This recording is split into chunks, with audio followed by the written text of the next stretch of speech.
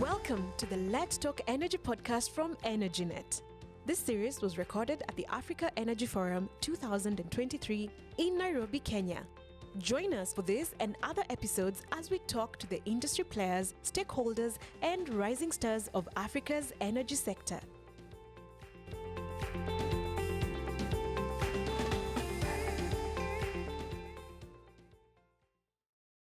Hello, my name's Jon Marks. I'm editorial director of African Energy.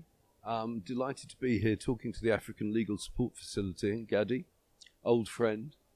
And we're going to discuss not some generalities, I think, this morning. We're actually going to be discussing some specifics, some future issues, and possibly we may find out whether Gadi can persuade me to be a hydrogen enthusiast as opposed to being rather a skeptic. So, the facility is always very busy, and you're doing a lot of stuff that is pushing forward and allowing operators, particularly supporting governments, to actually get quite sophisticated deals away. Exactly. But in addition, you're also looking at some of the newer technologies, and I think we agreed that we'd start with that. Mm-hmm. So, why should we be starting by discussing green hydrogen as opposed to, say, solar and battery, which you're also doing? Exactly. Thank you, John. So, as you know, we are always advising African government with quite challenging projects. By definition, projects on this continent are having some more difficulties just because of the financing, because of some of the challenges that these economies face. But on top of it, they're also facing the energy transition change, and they have to adapt to the new technologies. So what the facility is trying to do is not to only provide support for the conventional project, but also help countries having to be a little bit more bold with respect to new technologies and the opportunities that they can bring. Because there is a lot of potential for the continent with what is coming and how the change is structuring the new energy landscape. The fact that we're going for more decentralized energy system is actually very good for the continent. But these technology might be a bit more pricey, or the government is not necessarily ready to invest in the advisory fees of structuring these deals because they're not sure they're going to be successful. So the facility comes in and provides some funding for these projects, often on a grant basis or recoverable, but only if the project reaches financial close, which will give it to some level of certainty. So when you're talking about new technologies here, yeah, do you want to list them? Yeah, because it's quite interesting, because one person's new technology is an older technology, yeah, or not a technology at all. Exactly. I'll give an example of a few years ago, which kind of is the mindset that we applied to green hydrogen. So a few years ago, we were approached by the Seychelles to help them with a floating solar tender. Yep. Now floating solar is quite accepted as a way to provide energy to the grid. But at the time, it was still something quite new, especially when you were talking about solar on the sea, which has corrosion, which has some challenges. You have the wave, the tide, that you have to take into consideration. So what we've done is we retained a technical advisor that started looking at the technology and whether it was feasible for the Seychelles at a price that makes sense, right? Because we talk about energy, but it's cheap energy that any economy needs, or at the very least cheaper than their current cost.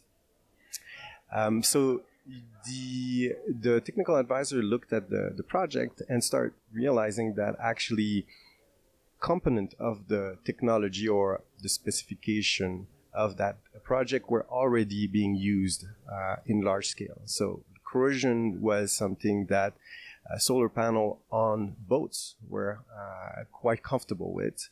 The solution for the stability of the plant on moving water was already developed for freshwater projects, and kind of through this analysis, came to the conclusion that the tender could yield decent you would put pricing. the floating solar behind a coral reef, would you, in that Indian Ocean way, so you didn't get the full effect Exactly. of the sea? Exactly. So it was in the lagoon in that case.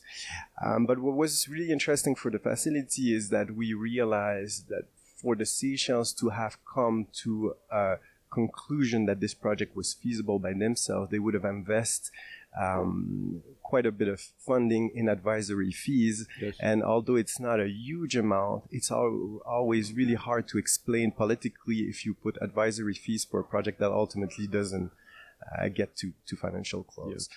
So since then we've been trying to do that to take that role, and we had a project in the coal bed methane field in Botswana, which is the gathering of the methane that is emitted by coal deposits, which is ultimately good because it doesn't go in the atmosphere, so you're capturing that before.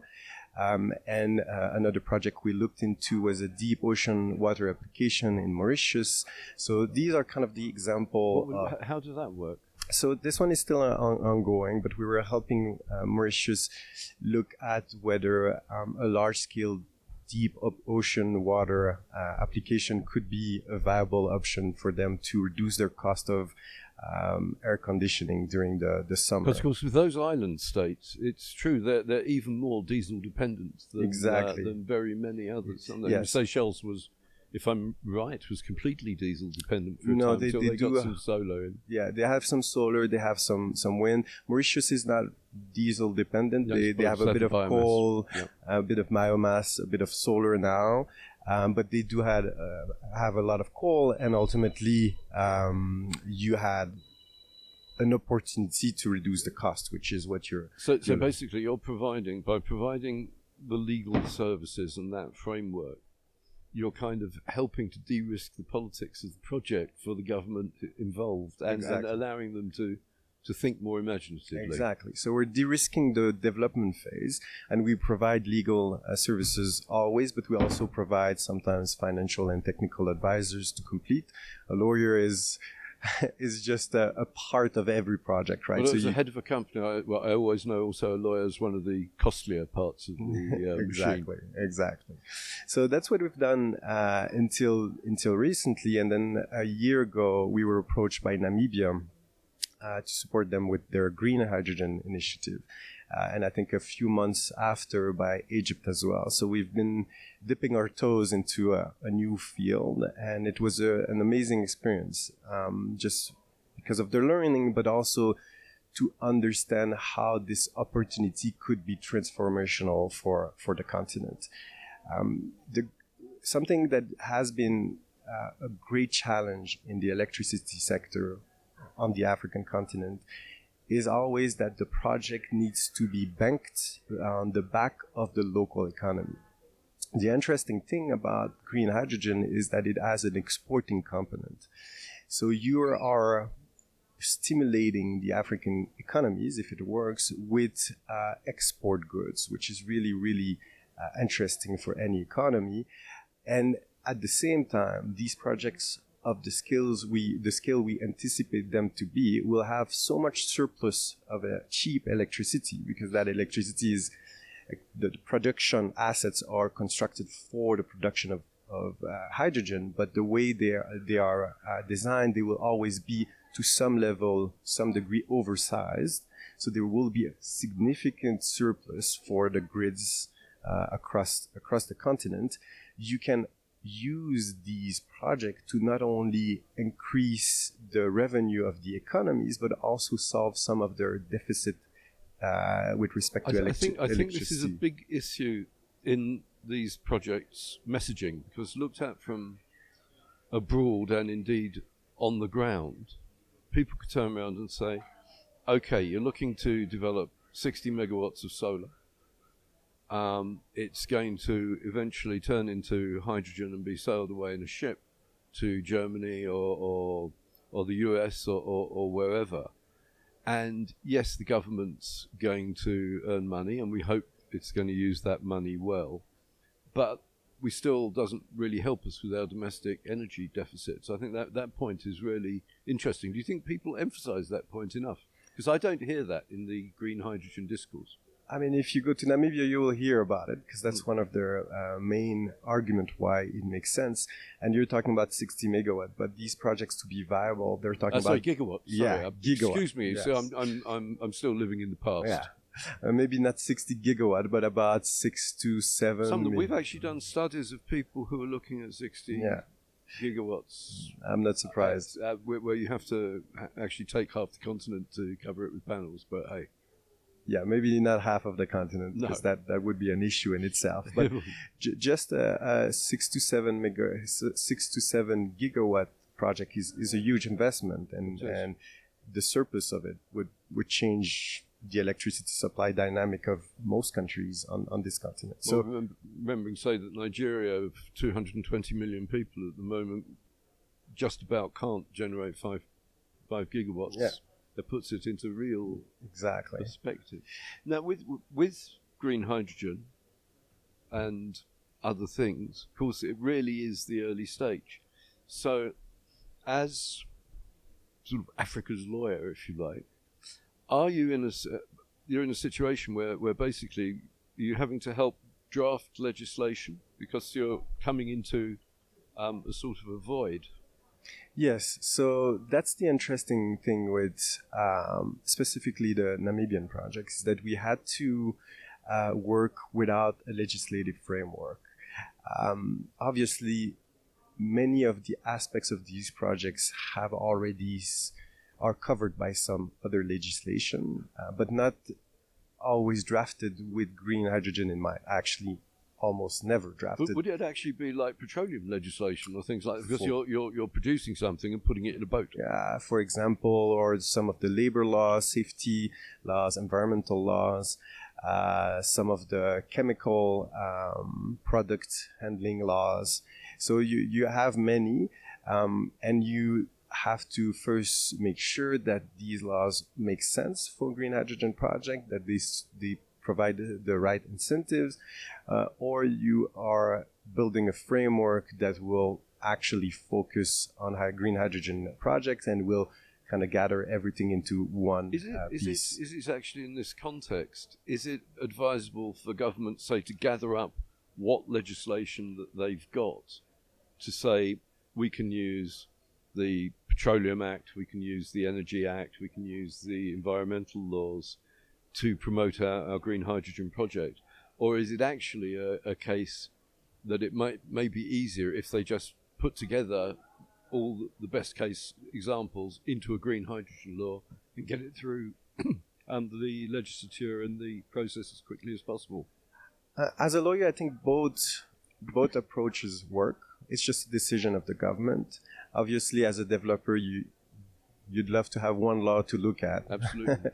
But the reality is, as long as it's clear what applies and what does not apply, and the government can issue guidance as to with like kind of a summary of which law applies to what, you sometimes are better to work within the current legislation and add what is missing instead of drafting a full framework that might have unintended consequences.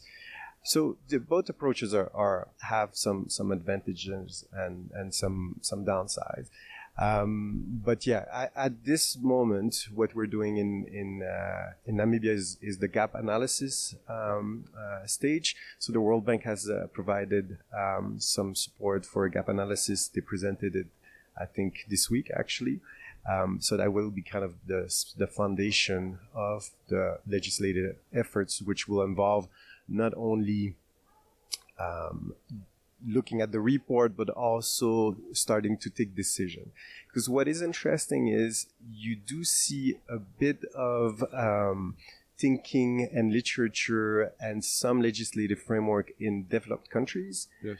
But you need to consider what is the objective of an African country, especially when that country has made it clear that they want a big part of that production to be for export. So you're not dealing with only one jurisdiction, you're dealing with at least two and sometimes multiple jurisdictions, because you want to make sure that molecule that you're producing is certified for Namibia, but also certified for other countries and respects the laws of other countries. And it could be quite counterintuitive. So until recently, if you would provide really strong tax incentive for your project, you might be disqualified or penalized if you export it on the European market, because they do have laws about making sure that products are not over-subsidized in the exporting countries to not have unfair competition. So there is some level of analysis to make sure you're finding the right balance. There is also a choice. Because, of course, the Europeans are feeling their way towards this even. I mean, if you have Uber enthusiasts like the Germans or whatever, but they're still feeling their way. Exactly. And that's why you need to work with the exporting countries as you develop the project. And it's really good for international trade relations, and also for deepening the trade between the continent and some of these countries with a molecule which it's not the same as a mineral, right? It has already some form of manufacturing or transformation process. Yes. In the case of Namibia, it will be green ammonia, at least for the first project. So there is a full industry that will be built around these kind of projects. I was going to say, so because you've got the green hydrogen molecule, GH2, and then you've got the green ammonia. Is that in a legal and policy context, like the green ammonia coming, and then people are talking about further down the line green steel? Are these all different concepts that have to be treated differently, or is it basically if you get green hydrogen right, then you're going to get green ammonia? Okay, green steel. No, you don't have to treat them differently, but you have to keep them in mind. And I think it's really hard to have everything already planned at this stage with so many unknowns. So you need some level of flexibility in your framework that will allow you to adapt as you go along. But obviously you should.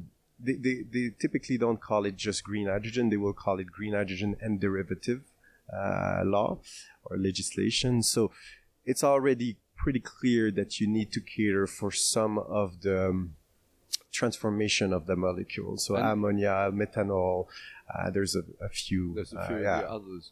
No, and it's really important that as you develop the framework, you develop the expertise in country, right? Because it's something to have a law, but you need people to implement it. And to implement such complex piece of legislation, you need someone who really understands the objectives behind some of these.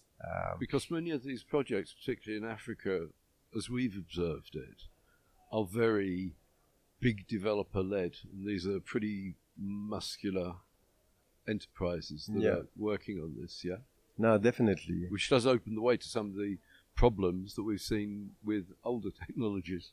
Yeah, no, definitely. No, it's a very interesting field to be in at the moment, and really,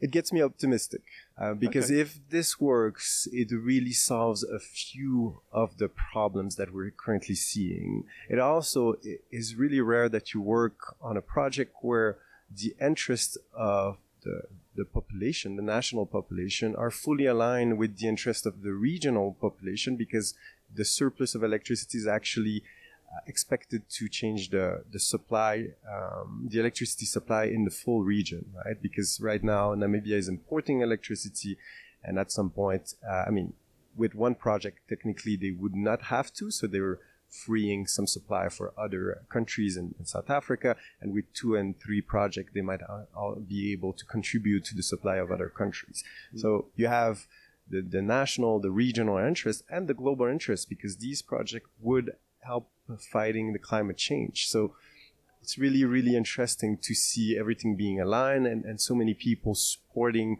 an initiative that would be beneficial for everyone. So it's a compelling argument. I mean, not necessarily quoting Namibia as an example, but around governments have major capacity problems. I mean, one thing that I've noticed in some places, that if suddenly there's a huge excitement about one particular project, be it green hydrogen, be it a gas pipeline, that what is relatively constrained internal domestic capacity of governments, suddenly everyone's working on that, and people aren't working on the kind of the other basics. Is there a capacity problem here? Yeah, I mean, obviously you need some level of support. It's a hard question because there is already a problem of capacity across the continent, right? It's always, for government, it's much more, what do we focus on?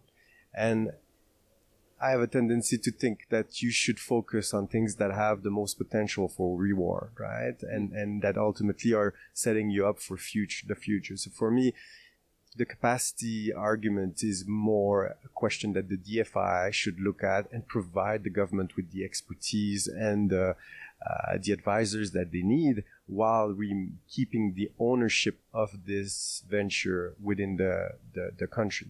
But if you look at Egypt, because we're working in Egypt as well, Egypt is taking a different approach, and I don't think it's a bad one, where they are giving a lot more autonomy to the private sector to define the way they will develop these projects, but they have open it to many more project developers. Well, that's the interesting thing, because they've genuinely opened it up to competition and sort of dog eat dog, you might even say.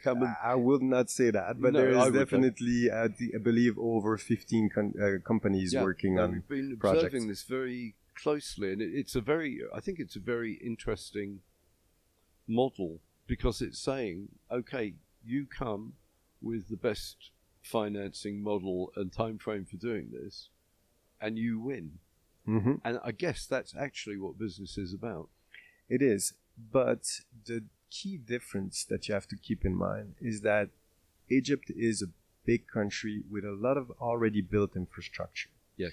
So they can absorb more than one project developing at the same time. In Namibia, you need to sequence that quite carefully, because if you have too many projects developing at the same time, you will have infrastructure constraints, and then you will not affect the viability of one project, you will affect the viability of all projects at the same time, create issues in financing them and things like that. So there is different parameters that explain different approaches. So I really don't think there is a better approach depending on which one you look. You need to cater it or to adapt it to your... The Egyptians can absorb. Exactly. They've got absorptive capacity for projects, but not all of the ones they've announced. No, but their thinking is some will make it through, some won't, which is a fair thinking when you have a bit more bandwidth. But they would have the place and the ability to run more than one project at the same time.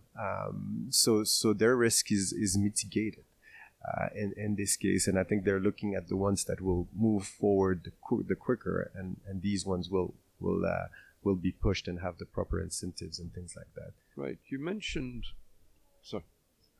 regional projects, and there has been some progress with regional electricity interconnections, not perhaps as fast as we'd all like, but faster than we've seen for several decades. And we've got, the discourse that you hear here at the AEF, the minister's turning around, of course we must have integration. From a legal perspective and the sort of support that governments are looking for from yourselves, are there big developments in that area at the moment, or is it going on sort of business as usual? No, there is some activity that I have not seen before in the transmission space. It's quite still early stage in the sense that it's starting to change. The model is starting to change, and the way of thinking about these connectors, so the transmission line that go across countries, and even national transmission line, it is changing. A lot more room for private participation, a lot more willingness of private participation, because for some reason that was not as interesting before for private developers. And they're, of course, having to change the law to do that. Exactly. Often they have to change the law. But I think there is a realization that there is a bit of a chicken and egg problem at the moment, where you don't necessarily want to build a generation asset if you are not sure that the transmission assets will be there, and vice versa. So someone needs to take a stand, and it's much easier to have the private sector fully leading the generation asset side. So you have key players and governments that are really gathering around finding a model for transmission. And these, especially the cross-border transmissions, because then they allow more flexibility in the full market, the regional market, specifically talking about southern African market, which has a really deep deficit in supply, so and a lot of potential for cross-country trade in a much deeper way. If I may, so it's interesting. We've been doing some research and work on this, and come to the conclusion in places that if someone wants now has a largish generation project, that they're going to have to go and possibly build their own transmission. But the system doesn't allow that, and of course the conventional wisdom that the industry has had for decades is that transition is a natural monopoly of government. Yeah. And that, do you see that breaking down? It's it's definitely being thought over. But the thing is, you have to keep in mind that transmission needs to keep some level of government support. Yes. And the reason why is because the land issue is much more important in a transmission asset. You're going across long distances. Yes. You have to deal with several different types of communities. So if the government is not there alongside you to guide you, even lead the way for this aspect of the project, it's not going to be feasible and bankable. So, and I do believe that's the reason why transmission assets have been historically kept within the That's a realm. very good point. I mean, we're in Kenya, where I know Katrako, the transmission company, have a really supple, extremely informed, and of course local team working on community engagement precisely around those issues. Exactly. Which a large international developer would find problematic. It's something that, viewed from outside, that we don't probably put enough into our analysis. Actually. Exactly. So now I think everybody agrees that we need to do something about it, but I think also everybody agrees that everybody is needed in that process. So even if you're doing transmission asset fully privately funded, you still need the government to help you set up the program for buying the land and making sure that there is a buy-in from the community, and choose the tracing like carefully to make sure you're respecting a lot of the also future development, economic development of the country. You don't want to have a line that goes through a national park, for example, and things like that. So, and that's also actually an issue around the green hydrogen, because we are talking of these massive solar and wind facilities. So you need governments, the authorities, a lot of stakeholder buy-in, which no matter how many international consultants can be brought in or whatever, you can't. It's going to be difficult to do. Yeah, exactly. And that's why you see a few countries that have the potential, but it's going to be much more difficult, and I don't want to name them because I do want to leave the opportunity to each country to try to make that industry happen. But for example, Mauritania, some parts of Egypt have a lot less people in these areas. These are the wide open spaces. Yeah, and Namibia has a lot of government-owned land, so they can lease that. So it kind of depends which country, but the land aspect is definitely a factor you need to look into really quickly as a developer, and as a country you need to provide a solution for if you really want that industry to live up. So it's a big factor. It's a big factor in for any kind of projects that take space and should be carefully designed to make sure that the population is not left out, because if you're displacing significant portion of your population for this type of project, it's not going to work. You need the buy-in of everyone. It needs to be beneficial for most of the population.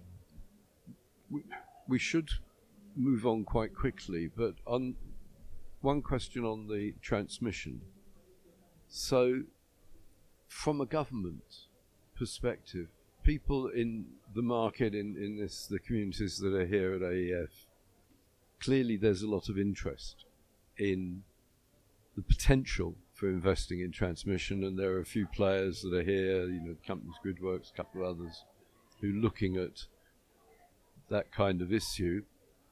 But what do governments need to do from a legal perspective if a healthy, well-regulated market in large-scale project financing for transmission is going to, or independent development of transmission is going to do? What do governments need to do? I mean, again, that kind of depends which governments, yes. Because every jurisdiction has different laws with respect to their electricity system, but also how you compensate for buying the land, and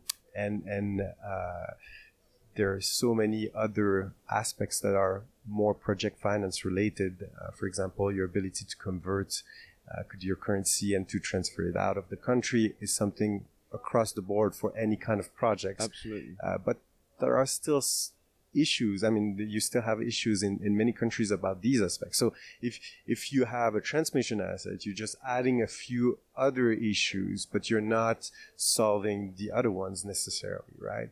So I think from a regulatory point of view, obviously you need to allow ownership from private company of transmission asset. That being said, it needs to be carefully done, right? Because the difference between a power plant and a transmission asset is that sometimes the transmission asset is so critical that it could be kind of the full grid being affected by that asset being unavailable for X reason. But typically they already have legislation that allows the government to step in if there is some issues. But what you would need to look at is the ownership, all the normal challenges that you would have for project finance and the land acquisition program, and how the government can support that phase. So I think these are, to me, if we speak off the cuff, what I would look at. You also need the law to cater for a revenue stream. Yes. So sometimes electricity law, and that's even a problem for storage assets, will only allow a revenue for a generation asset and only for a positive generation asset. So a battery can be seen as a generation asset, but normally, I mean, until now, the technology doesn't create electricity within a battery, so it's always a negative output. And if it's a negative output, that means that if the law does not recognize accessory services or ancillary services, you will not have a revenue stream. The same thing needs to be ensured.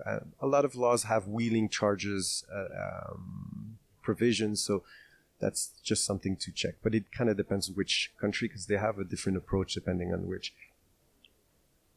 We've talked about external things. Internally, I mean, when the ALSF the idea of it was coming up, I can remember being around the African Development Bank hearing discussions, and it seemed a very good idea. Mm-hmm.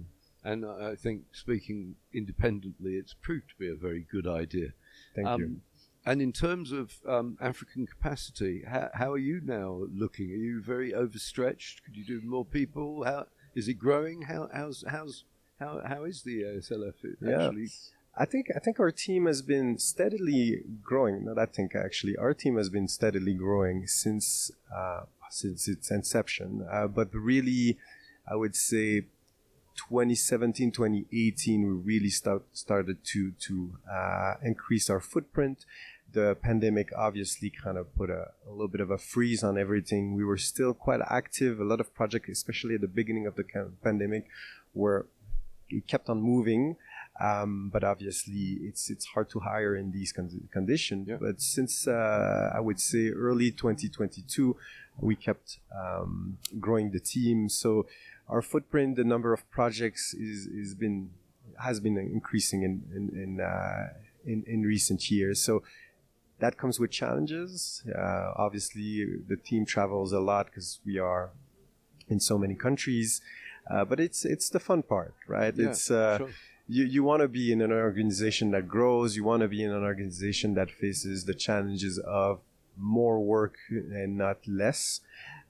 So it's been quite a fun ride, and we see a lot of countries appreciating the work and long-lasting relationship with some of our focal points, and also just the country in general, and also a relationship surviving elections and change of governments, which is a really, really good sign.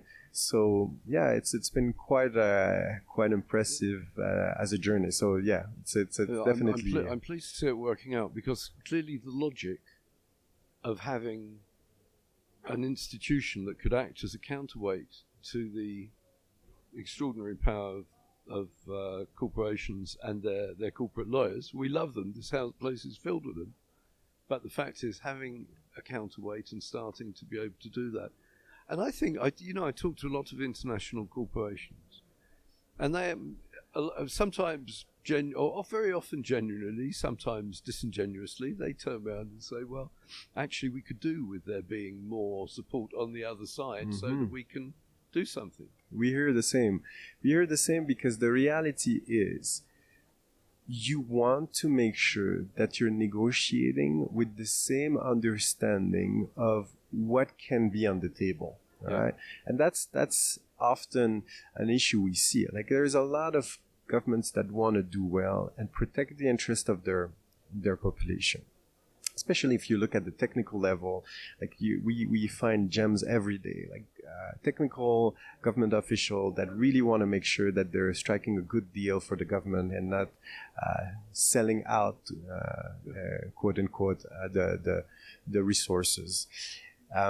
But to do that, you need to understand what is the playing field, and to understand where you can get value and where you're going to break the deal, right? And for a government, you can't ask them to be expert in all sectors that their economy covers. So it is a bit, there is definitely a need for them to have advisors, and these advisors come in and tell them, look, for this issue, we believe that's not even a question of whether the developer will want to agree to it. They can't, because they will not be able to raise financing with it. Yeah. So let's focus on this one, because this one you can get value, you can get a better pricing, you can reduce some costs, you can ask for a related infrastructure for the community around. Like, you can do a lot of things to bring value, and the government is definitely really happy to be able to see where they can get value. And the private developer is comforted in the fact that now we're negotiating on things that everybody can give something, right? Because when they're negotiating on points they cannot give, not because they don't want to, even if they tell the government is on the other side of the table, and for good reason shouldn't take what they say as truth and facts, because it's a negotiation process. Obviously, you don't lie, but there's a bit of a bluff always. So it's much easier for everyone when they're well supported. It's interesting because at the end of a transaction, I think we almost always get a positive feedback from every party. But at the beginning, it's always a bit difficult for the private participant, because they all of a sudden have a real counterpart and law firms that they've seen or worked with, that know how these deals are done, and all of a sudden the dynamic changes and you have a real negotiations. But once you pass that phase, they understand that everything is going faster, and there is actually a good chance that this project can reach completion and financial close. Great. Well, thank you very much. Thank you very much, John. Yeah, thank you. Welcome to the Let's Talk Energy podcast from EnergyNet. This series was recorded at the Africa Energy Forum 2023 in Nairobi, Kenya. Join us for this and other episodes as we talk to the industry players, stakeholders, and rising stars of Africa's energy sector.